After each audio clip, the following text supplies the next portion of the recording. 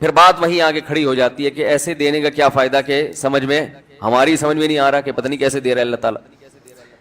تو یاد رکھیں اللہ تعالیٰ کے دینے کا انداز تھوڑا مختلف ہے. وہ کیا ہے؟ بعض مرتبہ جو چیز مانگ رہے ہوتے ہیں اللہ وہی چیز آپ کو دے دیتا ہے. اور ایسا بھی ہوتا ہے, ہمیشہ ایسا تو نہیں ہوا ہوگا کہ جو چیز مانگی اور نہیں ملی ہو. کئی بار ایسا ہوا ہے کہ جو مانگا وہ اللہ نے دے دیا, فوراً مسئلہ حل ہو گیا. بعض دفعہ بلکہ اس سے بھی پہلے کا اسٹیپ, بسا اوقات تو آپ دعا مانگ ہی نہیں رہے ہوتے, آپ اس کو دعا سمجھ رہے ہوتے ہو, لہذا اس میں وہ جان ہوتی نہیں ہے, تو قبولیت کا پھر سوال ہی پیدا نہیں ہوتا. آپ دعا پڑھ رہے ہوتے ہو, مانگ رہے نہیں ہوتے. تو اللہ نے تو دعائیں قبول کرنے کا کہا ہے, دعائیں پڑھنے پر کہا ہو, وعدہ کیا ہو, ایسا ہمارے علم میں کوئی حدیث نہیں ہے. دیکھیں یونس علیہ الصلوۃ والسلام جب مچھلی کے پیٹ میں تھے تو یونس علیہ السلام کو اپنی خطا کا احساس ہوا کہ میں اللہ کی پرمیشن کے بغیر اپنی قوم کو چھوڑ کے آ گیا ہوں. ان کو احساس ہو گیا, تبھی اللہ نے مجھے مچھلی کے پیٹ میں ڈال دیا ہے. تو اب آپ نے مچھلی کے پیٹ میں جا کے یہ دعا مانگی, لا الہ الا انت سبحانک انی کنت من الظالمین. اے اللہ تیرے سوا کوئی عبادت کے لائق نہیں ہے, سبحانکا تو ہر عیب سے پاک ہے, تو نے جو مجھے مچھلی کے پیٹ میں ڈال دیا تو یہ تیری غلطی نہیں ہے, تو ہر عیب سے پاک ہے. انی کنت من الظالمین, میں ہوں ظلم کرنے والا اپنی جان پہ, مجھ سے غلطی ہوئی ہے. اللہ تعالیٰ کو آپ کا یہ مانگنا اتنا پسند آیا کہ مچھلی کو حکم دیا کہ ان کو ساحل پر اگل دو. اور نہ صرف یہ کہ مچھلی نے آپ کو ساحل پہ ڈالا, وہ انبتنا علیہ شجرۃ من یقطین, یقطین کوئی درخت تھا وہ بھی اللہ نے اگا دیا دھوپ سے بچانے کے لیے. لیکن جب مصیبتوں میں ہم یہ کلمہ پڑھتے ہیں لا الہ الا انت سبحانک انی کنت من الظالمین, تو ہم یوسف علیہ السلام والے جذبے سے یہ کلمے میں جو الفاظ ہیں وہ مانگتے نہیں ہیں, بلکہ ہم یہ کلمہ پڑھتے ہیں. سمجھ رہے ہیں, پڑھنے کی بھی برکتیں ہوتی ہیں, میں اس کا منکر نہیں ہوں, لیکن ہمارے جو ورڈنگ ہوتی ہے نا وہ مانگنے کا اسٹائل نہیں ہوتا.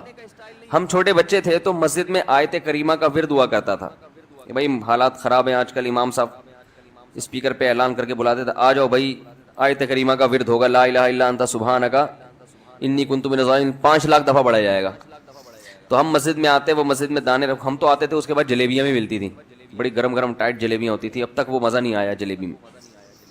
تو وہ جلیبیاں بھی ہوتی تھی, اوپر دانے رکھے ہوئے ہوتے تھے, وہ 5 لاکھ دانے ہوتے تھے, ختم کرنے ہوتے تھے.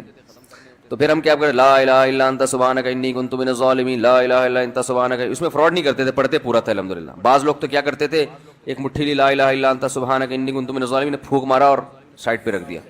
وہ یہ ڈرامے بھی ہوتے تھے, لیکن ہم پورا ہی پڑھتے تھے ہم. لیکن اس میں مانگنے کا انداز تو نہیں ہوتا تھا, لا الہ الا انت سبحانک انی. پھر اس میں بچے تھے, شرارت بھی شروع ہو جاتی تھی. پھر دیکھ رہے کوئی ادھر دیکھ رہا ہے تو ایک دانہ اٹھایا, لا الہ الا انت سبحانک انی کنت من الظالمین, یوں کر کے اس کی ناک پہ مارا ہے. کوئی ادھر دیکھ رہا ہے تو اس کی جیب میں ڈال دیا. تو یہ دعا مانگی جا رہی ہے, یہ تو پڑھی جا رہی ہے, ایک فارمیلٹی ہے کہ 5 لاکھ پورے کرنے ہیں, اس کے بعد جلیبی کھانا ہے اور نکلنا ہے. تو آج بھی ایسا ہی ہو رہا ہے. امام صاحب دعا مانگتے ہیں, لوگ کہتے ہیں یار چلو جب نماز پڑھ لی, 4 رکعتیں پڑھ لی, سلام بھی پھیر لیا, تو اس میں کیا جا رہا ہے, یہ بھی پورا ہی کر لو. ایسا ہی ہوتا ہے نا, یہ بھی پورا ہی کر لو, آمین آمین کہہ لیں گے. امام صاحب ڈرائیور ہیں, ہم پیچھے مقتدی ہیں, تو جہاں اتاریں گے وہیں اتریں گے ہم لوگ, پہلے تو نہیں اتر سکتے. تو یہ ایک لوگوں کے ذہن میں تصور ہے. نبی صلی اللہ علیہ وسلم نے فرمایا اللہ ظاہر قلب کے ساتھ دعا کی طرف توجہ نہیں دیتے. ظاہر قلب کا مطلب آپ کا دل حاضر نہیں ہو, کچھ اور سوچ رہے ہو, اور ادھر سے آپ نے ویسے ہی ایک فارمیلٹی پوری کرنے کے لیے. اللہ کہتے ہیں کہ جب تو مانگنے میں مخلص نہیں ہے تو میں تجھے کیوں دوں. تو مانگنے میں ہی مخلص نہیں ہے.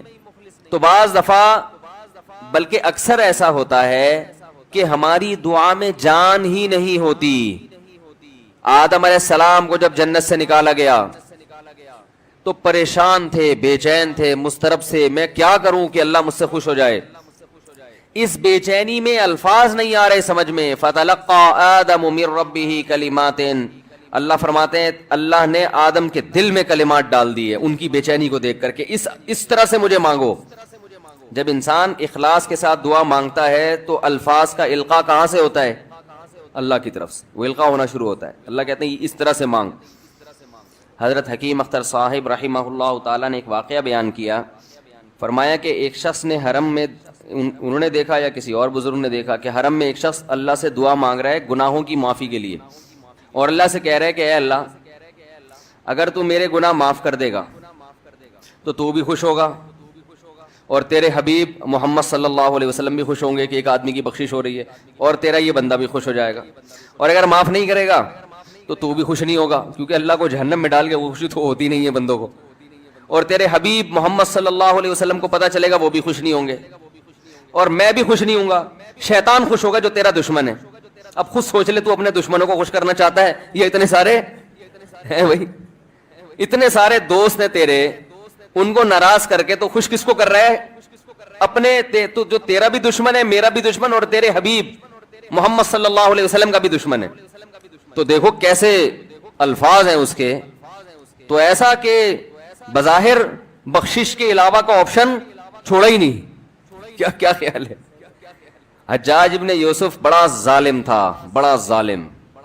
موت کا جب وقت آیا، تھے یہ لوگ ایمان والے، چاہے ظالم تھے، بدعمل تھے، لیکن اللہ پر ایمان بہرحال رکھتے تھے، ان کو پتا تھا کہ میں غلط کر رہا ہوں۔ جب موت کا وقت آیا تو کہنے لگا کہ اے اللہ لوگ کہتے ہیں کہ تو مجھے نہیں بخشے گا، لوگ کہتے ہیں کہ میرے جیسے گناہگار کو تو نہیں بخش سکتا۔ بڑے عجیب الفاظ ہیں، اللہ کی رحمت کو جوش دلا رہا ہے کہ تو ایسا کر کے دکھا دے، یعنی کچھ ایسا کر کے دکھا دے کہ جو تیرے بارے میں لوگ گمان کر رہے ہیں وہ گمان کیا ہو جائے۔ یہ بالکل ایسے ہے جیسے کوئی بہت بڑا سیٹ ہو، آپ اس سے بہت زیادہ بڑا قرضہ مانگنے کے لیے جائیں جو کہ عام طور پر نہیں ملتا، لیکن آپ اس کو جوش دلا رہے ہو کہ لوگ کہتے ہیں کہ تو اتنا بڑا قرضہ نہیں دے سکتا، تو آج تو اپنی سخاوت دکھا دے کہ میں اتنا بڑا قرضہ بھی دے سکتا ہوں۔ تو مرتے ہوئے کیا کہنے لگا کہ اللہ یہ پبلک کہہ رہی ہے کہ تو مجھے نہیں بخش سکتا، یعنی یہ تیری رحمت کو چیلنج کر رہی ہے کہ اتنے بڑے گناہگار کو نہیں بخشے گا اللہ، تو آج کیا کر لے تو یہ دکھا دے اپنی رحمت سے کہ میں اتنے بڑے گناہگار کو بھی معاف کر سکتا ہوں۔ اب پتہ نہیں اللہ نے معاف کیا نہیں کیا، وہ تو اللہ کا معاملہ اور حجاج بن یوسف کا معاملہ، لیکن علماء کہتے ہیں یہ اس نے الفاظ بڑے ڈینجرس کہے ہیں مرتے وقت۔ ڈینجرس کا مطلب یعنی دوسرے معنی میں ایسے ہے کہ اس نے اللہ کی عرش کو ہلا دیا ہوگا۔ اللہ کو مانگنا اتنا پسند ہے، پہلی بات تو یہ ذہن میں رکھیں کہ اس سے بڑی کوئی عبادت نہیں ہے دعا سے، اور دعا سے مشکل کوئی عبادت نہیں ہے۔ نماز پڑھنا آسان ہے، زکوٰۃ دینا آسان ہے، روزہ رکھنا بھی آسان، سب سے مشکل کام کیا ہے؟ دعا مانگنا۔ اسی وجہ سے ہم نے جن لوگوں کو دیکھا کہ وہ واقعی دیندار ہیں، اللہ والے ہیں، ہم نے صرف انہی کو دعائیں مانگتے ہوئے دیکھا ہے۔ عام لوگوں کو ہم نے دعاؤں کو اتنا فوکس کرتے ہوئے نہیں دیکھا، وہ دوسری چیزوں کو زیادہ فوکس کرتے ہیں، دعاؤں پہ زیادہ زور نہیں ہوتا ان کا۔ وظیفوں پہ تو ہوگا صبح شام، یہ والا اتنی دفعہ، وہ والا اتنی دفعہ، وہ بھاگ گئی واپس آ جائے اس کے لیے اتنی دفعہ، وہ جا نہیں رہی اس کے لیے اتنی دفعہ، یہ وظیفوں پہ تو ہوگا زور۔ ایسے ہوتا ہے نا ہاتھ اٹھا کے اللہ سے گڑگڑا کے مانگا جائے، یہ چیزیں کم۔ میں جب حج پہ گیا تو اپنے شیخ مرشد کے ساتھ تھا، پہلے ہی ہم نے ان کو دیکھا تھا بہت زیادہ دعائیں مانگتے ہیں، وہ بہت زیادہ ان کا دعاؤں میں دل لگتا ہے، بہت دعائیں مانگتے ہیں۔ تو مجھے کسی نے بتایا کہ یہ جب بیت اللہ کو دیکھتے ہیں تو اتنی لمبی دعا مانگتے ہیں کھڑے کھڑے کہ تم ان کے ساتھ ٹھہر نہیں سکتے۔ میں نے کہا کیوں نہیں ٹھہر سکتے؟ ہم جوان ہیں، ان کی عمر زیادہ ہو گئی اور ان کو کچھ بیماریاں بھی ہیں۔ تو میں نے کہا ہو جائے مقابلہ پھر، ٹھیک ہے نا، دیکھتے ہیں کون زیادہ لمبا ٹھہر لیتا ہے۔ تو جب بیت اللہ پہنچے، ان کی نظر بیت اللہ پہ پڑی، ذرا قریب گئے۔ یہ جو کہتے ہیں نا بیت اللہ پہ نظر پڑتے ہی وہیں ٹھہر جاؤ، شروع ہو جاؤ، ایسا نہیں ہے۔ بیت اللہ پہ اگر نظر پڑی ہے آپ کی تو کوئی بات نہیں، اور قریب چلے جائیں۔ کوئی دوسرا عمل کرنے سے پہلے دعا مانگیں۔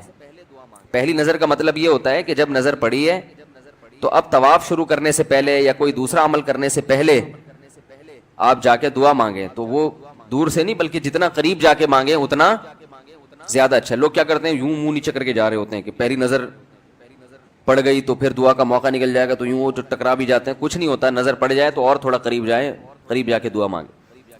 تو ان کو ہم نے دیکھا کہ انہوں نے دعا مانگنا شروع کی، میں بھی کھڑا ہو گیا ساتھ میں، ہم نے کہا چلو ہم بھی مانگتے ہیں۔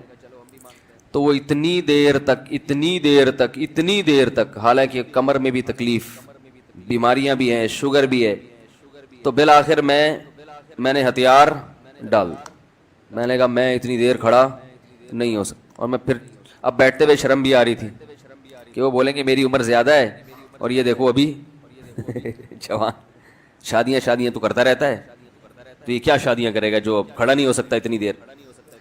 تو وہ اتنی دیر ہو گئی تو میں بیٹھ